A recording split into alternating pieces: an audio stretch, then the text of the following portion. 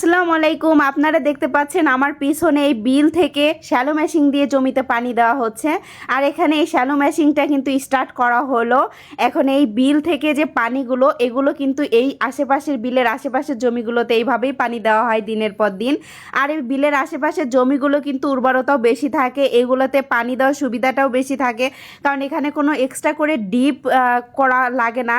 তো আমার পিছনে এই যে জমিগুলো দেখতে পাচ্ছেন, এখন কিন্তু রোয়া গাড়ার সময় না, এখন কিন্তু বীজ ফালানোর সময়। মানে হচ্ছে এখানে ধানের যে ধান ফেলবে সেটা থেকে সুন্দর ছোট ছোট গাছ হবে, এটাকে আমাদের এলাকায় বেসন বলে। এই বেসনটা কিন্তু ফেলবে এই পানি দিয়েই, এবং এই যে বেসনটা যখন বড় হবে এটা থেকে কিন্তু রোয়া গাড়া হবে, মানে হচ্ছে ধান লাগানো হবে।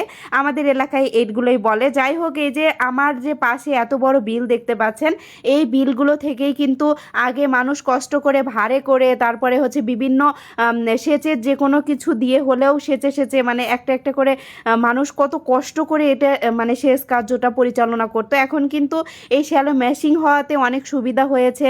এখন কিন্তু দেখা যায় শ্যালো মেশিনটাও আস্তে আস্তে অনেক জায়গায় নাই।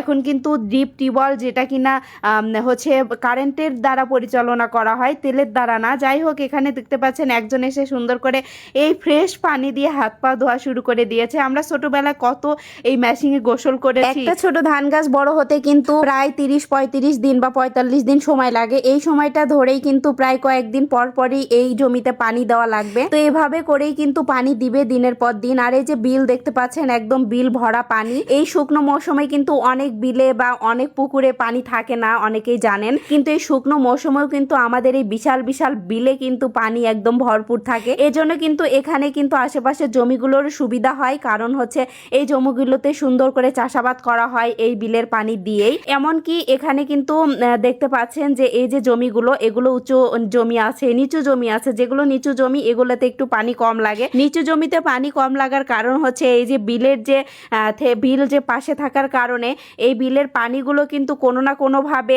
ইঁদুরের গর্ত দিয়ে হলেও কিন্তু এই নিচু জমিগুলোতে এমনি বেয়ে বেয়ে চলে আসে।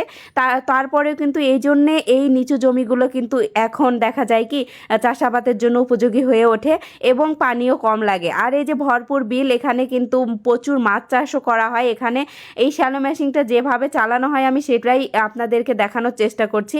এখানে শ্যালো মেশিনটা তিনি স্টার্ট দেওয়ার চেষ্টা করছেন, এবং এই যে শ্যালো মেশিনটা এটা কিন্তু পরিচালনার জন্য একজনই যথেষ্ট। এবং এই যে নিজের জমিতে নিজে পানি দিচ্ছে, তাহলে কিন্তু দেখা যায় যে অন্যকে এই যে এটার যে খরচটা পানি বিল, এটা কিন্তু ওইভাবে দেওয়া লাগতেছে না, বা এখানে সামান্য তেল দিয়েই কিন্তু হয়ে যাচ্ছে। যাই হোক, এখানে দেখতে পাচ্ছেন অনেকগুলো ধান রাখা। এই ধানগুলোকেই কিন্তু বেসন বলে, মানে এই ধানগুলোকেই বীজ বলে। এই যে ধানের বীজটা, এটাই কিন্তু এখন এই জমিতে ফেলা হবে এবং এটা থেকেই কিন্তু সুন্দর হচ্ছে বা ধান গাছ হয়ে যাবে। আর এই যে এখানে দেখতে পাচ্ছেন ড্রেন, এই ড্রেন দিয়ে কিন্তু পানি চলে যাচ্ছে বিভিন্ন জমিতে। সবাই আমার ভিডিওটা শেয়ার করে দিবেন। আল্লাহ হাফেজ।